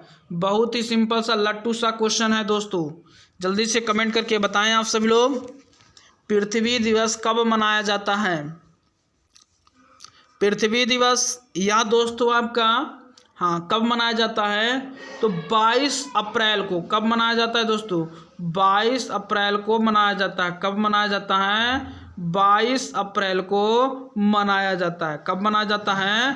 तो 22 अप्रैल को मनाया जाता है। ठीक है, चलिए अब हम लोग दोस्तों अगले क्वेश्चनों की ओर बढ़ते हैं। अगला क्वेश्चन जो कि आपके हाँ चलिए देख, जैसा कि आप लोग देख पा रहा होगा दोस्तों, क्या है क्वेश्चन?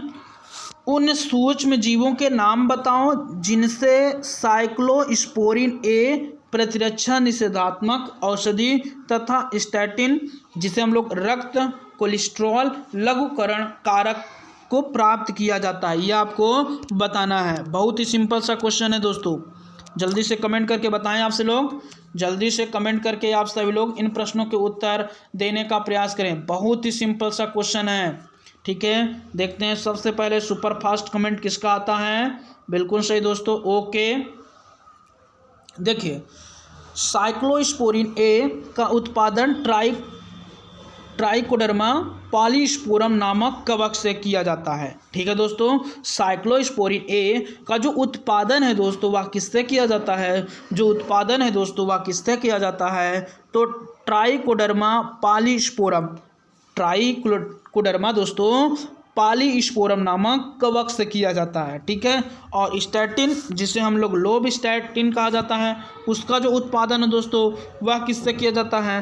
तो किससे किया जाता है दोस्तों? मोनॉक्स परप्यूरियस से किया जाता है। किससे दोस्तों? मोनॉक्स परप्यूरियस से किया जाता है। ठीक है, क्लियर हो चुका होगा दोस्तों। इसको आप सभी लोग अपनी कॉपी में ज़रूर नोट करते हुए चलें, जिससे कि आपको आगामी परीक्षा में काफ़ी लाभ मिल सकता है। ठीक है, और यह दोस्तों वेरी मोस्ट इम्पोर्टेंट प्रश्न है। ठीक है, तो अपनी कॉपी में आप सभी लोग ज़रूर नोट करते हुए चलें, जिससे कि आपको आगामी परीक्षा में काफ़ी लाभ मिल सके।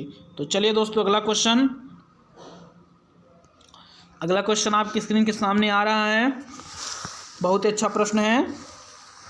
ठीक है, आप सभी लोग एक बार इस वीडियो को अपने दोस्तों के साथ जरूर शेयर करें, जिससे कि वो भी इस क्लास में जुड़कर इस क्लास का लाभ ले सकें। दोस्तों अगला क्वेश्चन क्या है, और यह क्वेश्चन आपका यूपी बोर्ड परीक्षा 2019 में पूछा गया है। ठीक है, प्रतिजैविक से आप क्या समझते हैं, वेरी मोस्ट इंपॉर्टेंट, प्रतिजैविक से आप क्या समझते हैं, किन्हीं दो प्रतिजैविकों के नाम लिखिए। प्रतिजैविक से आप क्या समझते हैं, किन्हीं दो प्रतिजैविकों के नाम लिखना है। तो दोस्तों हमारे शरीर में प्रवेश करने वाले हानिकारक सूक्ष्म जीवों, जो हमारे शरीर में हानिकारक जीव दोस्तों क्या करते हैं, प्रवेश करते हैं। तो ठीक है दोस्तों, इसको समझिएगा, हमारे शरीर में प्रवेश करने वाले हानिकारक सूक्ष्म जीव विशेषकर जीवाणुओं को मारने वाले रसायन प्रतिजैविक कहलाते हैं। ठीक है, हमारे शरीर में प्रवेश करने वाले जो हानिकारक जीव हैं दोस्तों, जीवाणुओं को विशेषकर मारने वाले जो रसायन होते हैं उन्हें क्या कहते हैं, उन्हें दोस्तों प्रतिजैविक कहते हैं। ठीक है, या मारने वाले जो रसायन होते हैं उन्हें क्या कहा जाता है दोस्तों, प्रतिजैविक कहते हैं। ठीक है, और दोस्तों इनका जो उत्पादन है वो सूक्ष्म जीवों के ही द्वारा किया जाता है। किसके द्वारा किया जाता है दोस्तों, तो इनका जो उत्पादन है वह किसके द्वारा किया जाता है दोस्तों, तो इनका जो उत्पादन है वह सूक्ष्म जीवों के ही द्वारा किया जाता है। किसके द्वारा किया जाता है दोस्तों, तो सूक्ष्म जीवों के ही द्वारा किया जाता है। ठीक है, जैसा कि आप देख पा रहे हैं दो प्रमुख प्रतिजैविकों के नाम निम्नलिखित हैं। ठीक है, इसको भी आप सभी लोग अपनी कॉपी में जरूर नोट करते हुए चलें। दो प्रमुख प्रतिजैविकों के नाम, तो पहला आपका पेनिसिलिन हो गया। क्या हो गया दोस्तों, पेनिसिलिन, इसकी खोज अलेक्जेंडर फ्लेमिंग ने किया था। ठीक है, और दूसरा आपका क्या है, स्ट्रेप्टोमाइसिन। क्या है दोस्तों, स्ट्रेप्टोमाइसिन। ठीक है, क्या है, स्ट्रेप्टोमाइसिन। पहला क्या है दोस्तों, पेनिसिलिन। ठीक है, ये क्या है दोस्तों, ये सब आपके क्या है, प्रतिजैविक हैं। क्या है दोस्तों, प्रतिजैविक हैं। क्लियर हो चुका होगा। अगर आपसे पूछा जाए दोस्तों प्रतिजैविक क्या है, तो बता दीजिए आप कि हमारे शरीर में प्रवेश करने वाले हानिकारक सूक्ष्म जीव जो बैक्टीरिया होते हैं, इनके मारने के लिए जो हम रसायन का प्रयोग करते हैं उन्हें ही क्या कहते हैं दोस्तों, प्रतिजैविक कहते हैं। ठीक है, और इनका उत्पादन सूक्ष्म जीवों द्वारा ही किया जाता है। और दो प्रमुख प्रतिजैविक आपके स्क्रीन के सामने लिखा भी है, जैसा कि मैंने अभी आपको बताया। तो चलिए दोस्तों अगले पॉइंट की ओर समझते हैं। अगला पॉइंट, यह भी क्वेश्चन आपका यूपी बोर्ड परीक्षा 2019 में आया था। जैसा कि आप सभी लोग देख पा रहे हैं, किन्हीं दो कवक प्रजातियों तथा उनसे उत्पादित प्रतिजैविकों के नाम लिखिए। अभी दोस्तों हम लोगों ने देखा है जो पेनिसिलिन है दोस्तों वह किससे प्राप्त होता है, तो पेनिसिलियम नोटेटम। किससे प्राप्त होता है दोस्तों, पेनिसिलियम नोटेटम से। ठीक है, और स्ट्रेप्टोमाइसिन, यह दोस्तों स्ट्रेप्टोमाइसियम ग्रेसियस से। ठीक है, क्लियर हो चुका होगा। चलिए अब अगले क्वेश्चन की ओर बढ़ते हैं दोस्तों। ठीक है, अगला क्वेश्चन बहुत ही सिंपल सा क्वेश्चन है, देखेंगे। प्राथमिक तथा द्वितीयक वाहित मल उपचार के बीच मुख्य क्या अंतर है, मुख्य आपको अंतर बताना है। प्राथमिक तथा द्वितीयक वाहित मल उपचार के बीच मुख्य अंतर क्या है दोस्तों, यह आपको बताना है। ठीक है, वाहित मल के प्राथमिक तथा द्वितीयक उपचार में विभेद करना है। ठीक है, वाहित मल के प्राथमिक तथा द्वितीयक उपचार में क्या करना है दोस्तों, विभेद करना है। यह प्राथमिक तथा द्वितीयक वाहित मल उपचार के बीच मुख्य अंतर बताना है। तो क्वेश्चन आपका वही है जैसा कि आप सब लोग देख पा रहे हैं। तो दोस्तों आइए इसको हम लोग समझते हैं। देखिए, अगर बात करते हैं प्राथमिक उपचार, तो प्राथमिक उपचार के दौरान जैसे आपका जैव ऑक्सीजन मांग, जिसे हम लोग बीओडी के नाम से जानते हैं। ठीक है दोस्तों, जैव ऑक्सीजन मांग, जिसे हम लोग किस नाम से जानते हैं दोस्तों, बीओडी के नाम से जानते हैं। तो उच्च, ये क्या रहती है दोस्तों, उच्च रहती है, जबकि द्वितीयक उपचार के दौरान यह अपेक्षाकृत क्या होती हैं, निम्न रहती है। ठीक है, क्या रहती है, निम्न रहती है। ठीक है, तो प्राथमिक उपचार के दौरान दोस्तों जैव ऑक्सीजन मांग जो बीओडी है दोस्तों, यह क्या रहती है दोस्तों, यह उच्च रहती है, जबकि दोस्तों द्वितीयक उपचार के दौरान जो आपका बीओडी है वह निम्न रहती है। ठीक है, क्लियर हो चुका होगा। चलिए अगले पॉइंट की ओर बढ़ते हैं। अगला क्वेश्चन आपकी स्क्रीन के सामने, ठीक है दोस्तों, छोटे छोटे क्वेश्चन हैं, इनको आप सब लोग समझते हुए चलें, ठीक है। और दोस्तों एक बार आप सभी लोग इस वीडियो को अपने दोस्तों के साथ भी शेयर करने का प्रयास करें, फिर हम आगे की ओर बढ़ते हैं। तो जल्दी से एक बार आप सभी लोग शेयर करें दोस्तों। हाँ, एक बार आप सभी लोग वीडियो को लाइक करते हुए अपने दोस्तों के साथ ज़रूर शेयर करें, जिससे कि वो भी इस क्लास में जुड़कर इस क्लास का लाभ ले सकें, ठीक है दोस्तों। तो जल्दी से शेयर करें आप सभी लोग एक बार, फिर हम अपनी क्लास को आगे की ओर बढ़ाते हैं। हाँ, जल्दी से शेयर करें आप सब लोग, जल्दी से आप सब लोग शेयर करें, फिर आगे की ओर बढ़ाते हैं, ठीक है। चलिए देखिए क्वेश्चन क्या है, जैव उर्वरक क्या है, किन्हीं दो जीवाणुओं के नाम लिखिए जो मृदा में वायुमंडलीय नाइट्रोजन, जिसे हम लोग नाइट्रोजन कहते हैं, स्थिर करते हैं, ठीक है। यह आपको बताना है, तो इसको ध्यान से समझिएगा। देखिए जैव उर्वरक एक प्रकार के जीव हैं, जो जैव उर्वरक एक प्रकार के क्या हैं दोस्तों, जीव हैं, जो मृदा की पोषक गुणवत्ता को बढ़ाते हैं। जो मृदा की पोषक गुणवत्ता को क्या करते हैं दोस्तों, बढ़ाते हैं। जो मृदा की पोषक गुणवत्ता को क्या करते हैं, बढ़ाते हैं। जैसे आपका एग्जाम्पल देख पा रहे हैं, नॉन स्टॉक, एनाबिना, टोलो प्रोथिक्स आदि वायुमंडल से नाइट्रोजन गैस को ग्रहण करके दोस्तों ये क्या करते हैं, इसे नाइट्रोजन यौगिकों में परिणत कर देते हैं। क्या कर देते हैं दोस्तों, परिणत कर देते हैं, ठीक है। जैव उर्वरक एक प्रकार के क्या है दोस्तों, तो एक प्रकार के जीव हैं जो मृदा की पोषक गुणवत्ता को बढ़ाते हैं। जो मृदा की पोषक गुणवत्ता को क्या करते हैं दोस्तों, बढ़ाते हैं। और जैसे आप एग्जांपल देख पा रहे हैं, नॉन स्टॉक हो गया, एनाबिना हो गया, टोलिप्रोथिक्स हो गया, और आदि वायुमंडल से क्या करते हैं दोस्तों, नाइट्रोजन गैस को ग्रहण करके इसे नाइट्रोजन यौगिकों में परिणत करते हैं, ठीक है।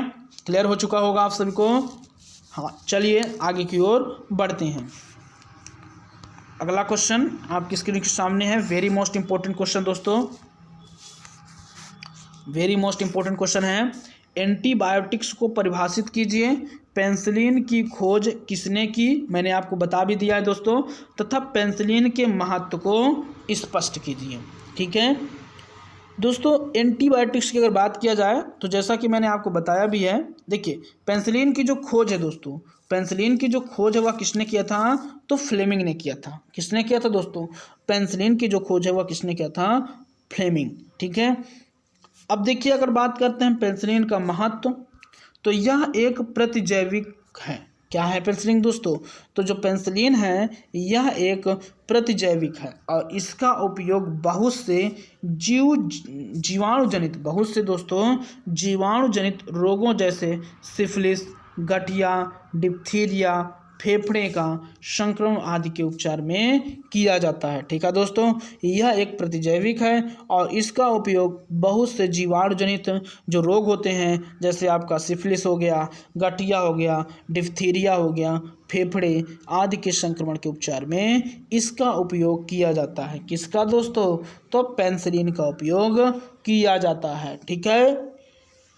क्लियर हो पा रहा है दोस्तों, तो आप सब लोग एक बार जल्दी से थंबनेल करें, फिर आगे की ओर बढ़ते हैं। अगर आप सभी को क्लियर हो पा रहा है दोस्तों, तो आप सब लोग एक बार जल्दी से थंबनेल करें हैं, फिर आगे की ओर बढ़ते हैं, ठीक है। ओके दोस्तों, ओके, तो चलिए फिर आगे की ओर बढ़ते हैं, ठीक है। चलिए, ठीक है, सोने वाले को सोने दीजिए दोस्तों, हम लोग क्या करेंगे, पेपर को धुआं करेंगे, ठीक है। चलिए, वाहित मल उपचार में सूक्ष्म जीवों के महत्व को स्पष्ट करना है, ठीक है।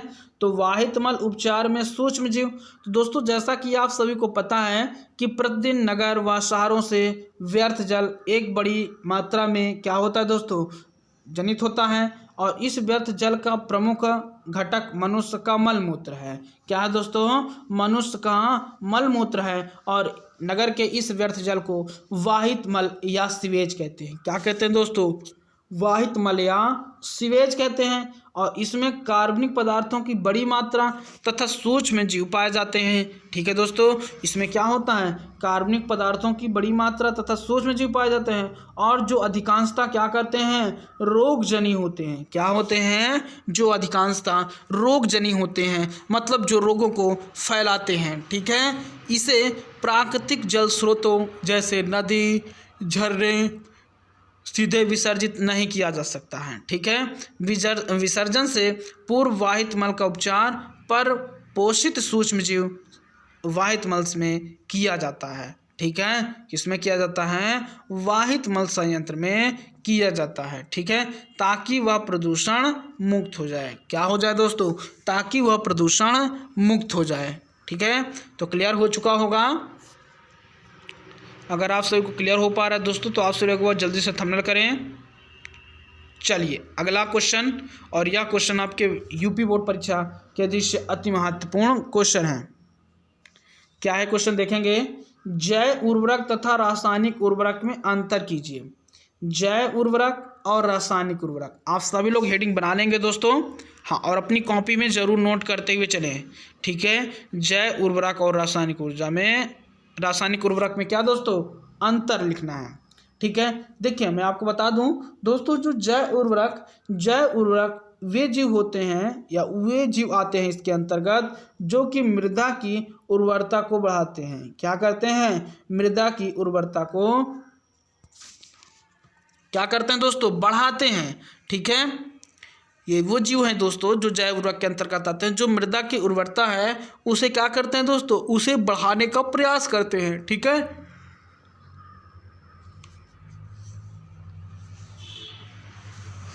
उसके बाद बात करते हैं रासायनिक उर्वरक।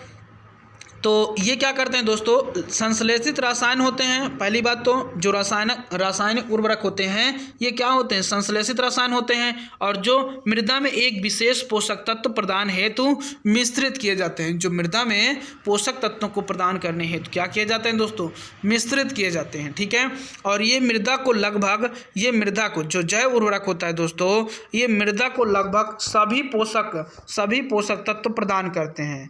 ठीक है, जो जैव उर्वरक हैं ये दोस्तों मृदा को लगभग सभी पोषक तत्व क्या करते हैं दोस्तों, प्रदान करते हैं, सभी पोषक तत्व प्रदान करते हैं। ठीक है, उसके बाद अगर बात करते हैं रासायनिक उर्वरक, तो दोस्तों ये मृदा की विशेष पोषक तत्व जो आपके रासायनिक उर्वरक होते हैं, तो ये मृदा को विशेष पोषक तत्व,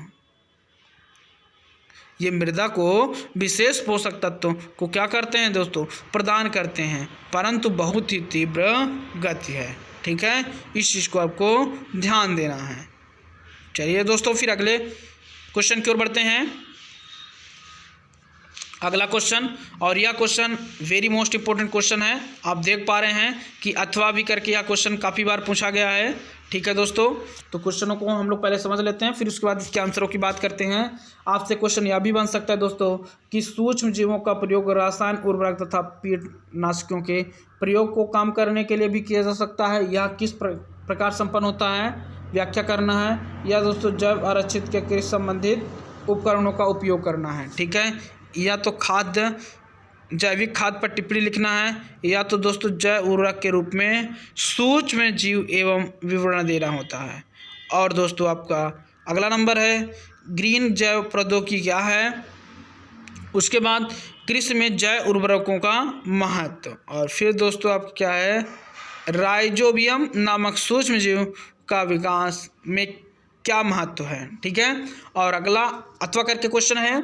ये सब आपके क्वेश्चन आए हैं दोस्तों, ये सभी जितने भी क्वेश्चन मैं आपको दिखा रहा हूँ ये सभी आपके यूपी बोर्ड परीक्षा में आए हुए क्वेश्चन हैं। और इस बार दोस्तों आपके पेपर में इन प्रश्नों की छपने की प्रबल संभावना बन सकती है। ठीक है, अगला क्वेश्चन क्या है देख पा रहे हैं, जैसा कि आपसे लोग कृषि में जैव प्रौद्योगिकी के उपयोग का वर्णन करना है। ठीक है दोस्तों, तो अगर मैंने आपको बताया था, ठीक है, बाकी आगे आप देख पा रहे हैं अथवा करके और भी क्वेश्चन है।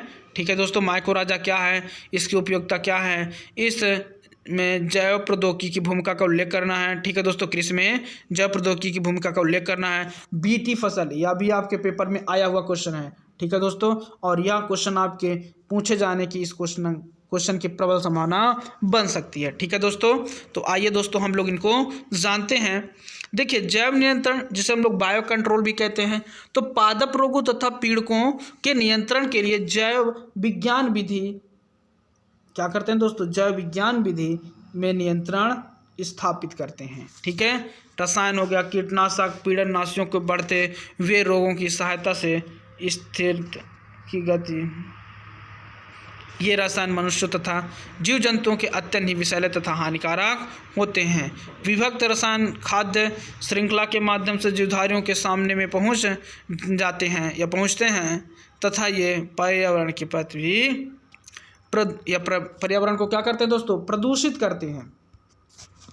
क्या करते हैं दोस्तों, पर्यावरण को प्रदूषित करते हैं। ठीक है, अगला हेडिंग आप सब लोग बनाएंगे दोस्तों, क्या है, जैव उर्वरक के रूप में सूक्ष्म जीव। जैव उर्वरक के रूप में सूक्ष्म जीव, तो दोस्तों जैव उर्वरकों का मुख्य जो स्रोत है वो जीवाणु हो गया, आपका बैक्टीरिया हो गया, जीवाणु जिसको बैक्टीरिया भी कहते हैं, कवक हो गया, साइनोबैक्टीरिया होते हैं। ठीक है, और लेग्यूमिनस पादपों की जड़ों पर उपस्थित जो ग्रंथियों का निर्माण होता है वह दोस्तों राइजोबियम जीवाणु के साजीवी संबंध द्वारा होता है। और यह जीवाणु दोस्तों क्या करते हैं, वायुमंडलीय नाइट्रोजन को स्थिरीकृत कर कार्बनिक रूप में परिवर्तित करते हैं और मृदा में मुक्त अवस्था में रहने वाले अन्य जीवाणु जैसे आपका एजोस्पाइरिलम और एजोक्टोबैक्टर भी क्या करते हैं, वायुमंडल नाइट्रोजन को स्थिर कर मृदा में नाइट्रोजन अवयव की मात्रा को क्या करते हैं दोस्तों, बढ़ाते हैं। मृदा में नाइट्रोजन की जो मात्रा होती है दोस्तों उसको बढ़ाने का प्रयास करते हैं। ठीक है, क्लियर होगा दोस्तों।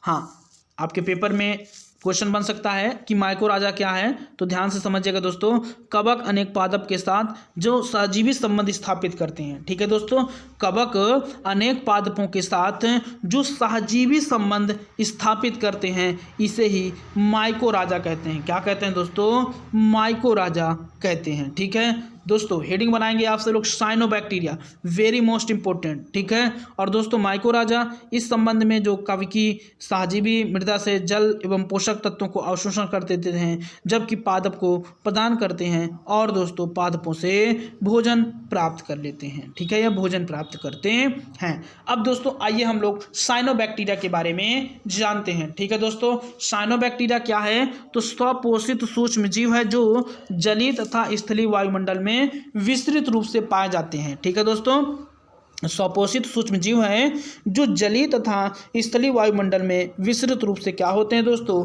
पाए जाते हैं और इनमें से अधिकांश वायुमंडलीय नाइट्रोजन को नाइट्रोजन यौगिकों के रूप में स्थिर करके मृदा की उर्वरता को बढ़ाते हैं। स्थिर करके क्या करते हैं दोस्तों, मृदा की उर्वरता को बढ़ाते हैं। ठीक है, जैसा कि आप एग्जाम्पल देख पा रहे हैं दोस्तों, एनाबीना हो गया, नॉन स्टॉक हो गया, ये सब आपके क्या हैं दोस्तों, ये दोस्तों वायुमंडल नाइट्रोजन को नाइट्रोजन यौगिकों के रूप में स्थिरीकरण करने का क्या करते हैं दोस्तों, प्रयास करते हैं और मृदा की उर्वरता को क्या करते हैं दोस्तों, बढ़ाते हैं। ठीक है, क्लियर हो चुका होगा। ठीक है, ठीक है, क्लियर हो चुका होगा दोस्तों। चलिए अगले क्वेश्चन की ओर बढ़ते हैं। अगला क्वेश्चन आपकी स्क्रीन के सामने है, क्या है दोस्तों, घरेलू उत्पादों तथा औद्योगिक उत्पादन में सूक्ष्म जीवों के महत्व को समझाइए, या दोस्तों सूक्ष्म जीवों के औद्योगिक उपयोग का वर्णन कीजिए। यह क्वेश्चन आपका बन सकता है कि किण्वन के आर्थिक महत्व का उल्लेख कीजिए। तो दोस्तों घरेलू, आप लोग हेडिंग डालेंगे घरेलू उत्पादों में सूक्ष्म जीव। क्या हेडिंग बनाएंगे दोस्तों, घरेलू उत्पादों में सूक्ष्म जीव। तो देखिए दोस्तों, अगर बात करते हैं, जैसा कि आप सभी को पता है कि हम प्रतिदिन सूक्ष्म जीवों अथवा उनसे उत्पन्न पदार्थों का क्या करते हैं दोस्तों, संयोग या प्रयोग करते हैं। ठीक है, उनका क्या करते हैं दोस्तों, प्रयोग करते हैं। और इसका सामान्य उदाहरण दूध से दही बनना। क्या है दोस्तों, दूध से दही बनना। सूक्ष्म जीव जैसे आपको इसमें अगर सूक्ष्म जीव की बात करते हैं तो लैक्टोबैसिलस, क्या है दोस्तों, लैक्टोबैसिलस। ठीक है, तथा अन्य जिन्हें हम समानता लैक्टिक एसिड बैक्टीरिया भी कहते हैं। क्या कहते हैं दोस्तों, लैक्टिक एसिड बैक्टीरिया कहते हैं। क्या कहते हैं? लैक्टिक एसिड बैक्टीरिया कहते हैं। और ये दोस्तों क्या करते हैं? दूध में वृद्धि करते हैं और उसे दही में परिवर्तित कर देते हैं। किस में परिवर्तित कर देते हैं दोस्तों? तो दही में परिवर्तित कर देते हैं। किस में परिवर्तित करते हैं दोस्तों? दही में परिवर्तित कर देते हैं। ठीक है, क्लियर हो चुका होगा दोस्तों आप सभी को।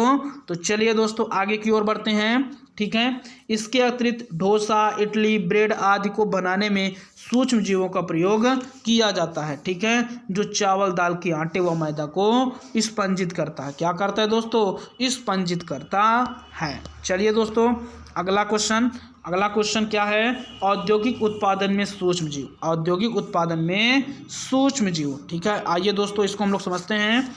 तो दोस्तों औद्योगिक क्षेत्र में भी सूक्ष्म जीवों का प्रयोग बहुतायत में किया जाता है। औद्योगिक क्षेत्र में भी दोस्तों जो सूक्ष्म जीव हैं इनका प्रयोग बहुत ज़्यादा मात्रा में किया जाता है। ठीक है, सूक्ष्म जीव विशेषकर ईस्ट जैसे आपका सैक्रोमाइसिस हो गया, सेरिवियसी का प्रयोग प्राचीन काल से ही वाइन, बियर, हिस्की, ब्रांडी, रम आदि के उत्पादन में किया जाता है। ठीक है दोस्तों, यह किया जा रहा है। और सूक्ष्म जीवों द्वारा प्रतिजैविकों जिसे हम लोग एंटीबायोटिक का उत्पादन भी होता है, जैसा कि हम लोगों ने अभी स्टार्टिंग की क्लास में देखा था दोस्तों। ठीक है, और एक प्रमुख एंटीबायोटिक पेंसिलिन का उत्पादन पेंसिलिनियम नोटेटम नामक सूक्ष्म के जीव के द्वारा किया जाता है। ठीक है दोस्तों, अगर आपसे पूछा जाए कि पेंसिलिन का उत्पादन किस सूक्ष्म जीव से किया जाता है, तब आप क्या बताएंगे दोस्तों? कि पेंसिलिन का जो उत्पादन है दोस्तों वह पेंसिलिनियम नोटेटम नामक सूक्ष्म जीव से उत्पादन इसका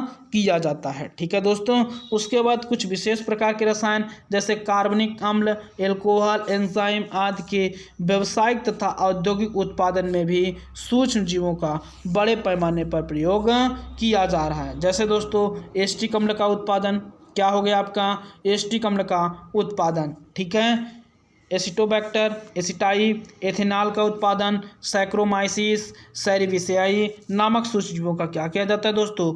उपयोग किया जाता है। ठीक है, चलिए अगले पॉइंट की ओर बढ़ते हैं दोस्तों। ठीक है, तो क्लियर हो चुका होगा दोस्तों, ये आपका जो टॉपिक है दोस्तों वह समाप्त होता है। तो आप सब लोग ज़रूर कमेंट करके बताने का प्रयास करें कि यह क्लास आप सभी लोगों को कैसी लगी दोस्तों। ठीक है, आप सभी लोग ज़रूर कमेंट करके बताने का प्रयास करें। और दोस्तों आप सभी लोगों के लिए चलते चलते एक मोटिवेशनल कोड है। क्या है? मेहनत की चाबी से ही क्या होता है दोस्तों? सफलता का ताला खुलता है। मेहनत की चाबी से ही दोस्तों सफलता का ताला क्या होता है दोस्तों? खुलता है। ठीक है दोस्तों, कहने का तात्पर्य यही है दोस्तों, अगर आप परिश्रम करेंगे, मेहनत करेंगे तो आपके अच्छे परिणाम आएंगे। ठीक है, और आप सभी लोग प्रश्नों के क्या करेंगे? प्रश्नों के अच्छे ढंग से उत्तर दे सकेंगे, जिससे कि आपको आगामी परीक्षा में काफ़ी लाभ मिल सकता है। ठीक है दोस्तों, तो यह क्लास आप सभी लोगों को कैसी लगी, आप सभी लोग कमेंट करके ज़रूर बताने का प्रयास करें। ठीक है दोस्तों, हमने अपनी तरफ से पूरी कोशिश की है इस चैप्टर को समझाने में। ठीक है दोस्तों, तो आप सभी लोग कमेंट करके ज़रूर बताइएगा कि यह क्लास आप सभी लोगों को कैसी लगी। ठीक है, तो दोस्तों चलते चलते आप लोगों से यही कहना चाहेंगे कि अगर अभी तक आपने हमारे चैनल STRP कोचिंग क्लासेस के YouTube चैनल को सब्सक्राइब नहीं किया है दोस्तों, तो चैनल को ज़रूर सब्सक्राइब कर लें और बेल आइकन को ज़रूर प्रेस कर दें, जिससे कि आपको क्लास से संबंधित सभी प्रकार की नोटिफिकेशन समय पर प्राप्त हो सके। ठीक है दोस्तों, हाँ बिल्कुल सही। ओके दोस्तों, ठीक है, ओके दोस्तों, तो चलिए आज के लिए इतना ही रखते हैं। धन्यवाद, जय हिंद।